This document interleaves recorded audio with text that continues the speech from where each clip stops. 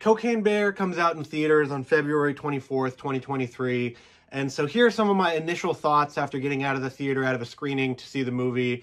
And so it's directed by Elizabeth Banks. It's written by Jimmy Warden. It stars Ray Liotta in one of his final roles, Kerry Russell, O'Shea Jackson Jr., Margot Martindale, Isaiah Whitlock Jr., Brooklyn Prince, Christian Convery, and of course, Alden Ehrenreich, if you might know him as Han Solo from Solo. There's a couple of Star Wars actors in this movie, which is pretty weird. It's pretty insane to think. Kerry Russell was in The Rise of Skywalker, and O'Shea Jackson Jr. was in Obi-Wan Kenobi.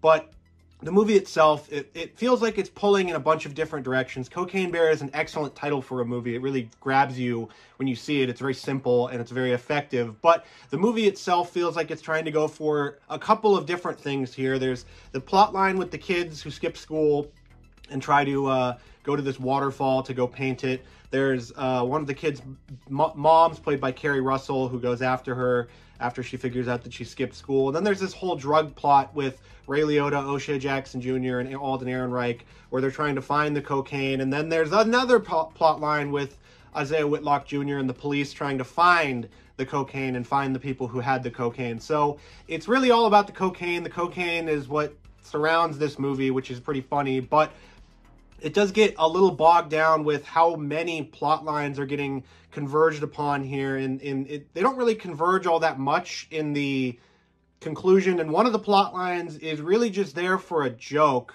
It's supposed to make you feel sympathetic, but it's really there for just like a joke at the end of the movie. And so it really doesn't work as well as it could have if it was more focused and more diluted down to just a couple of extra less plot points in the movie. But the movie itself is really funny. The bear looks pretty good for being a gigantic CGI monster, and all the people in the film act pretty well off of it. The kids overact a little bit, but it's a movie called Cocaine Bear, so what can you do? As for the other performances, Ray Liotta is fantastic in this movie. His hairpiece is horrifically bad, but in an awesome way. And O'Shea Jackson Jr. is really good in it. He's really funny. His action scenes are really strong as well, especially when he gets into a fight with a bunch of teenagers in a bathroom. It's a really thrilling action scene, actually.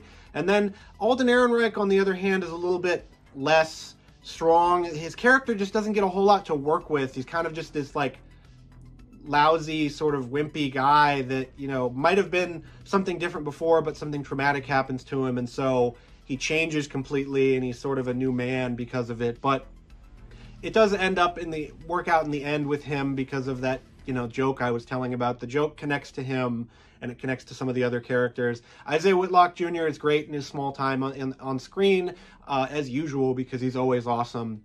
And the soundtrack for the film, the score is really good. It's really sort of simplistic with the score, and then the soundtrack takes over with some hits from the 80s that you might have heard, might not have heard in a long time.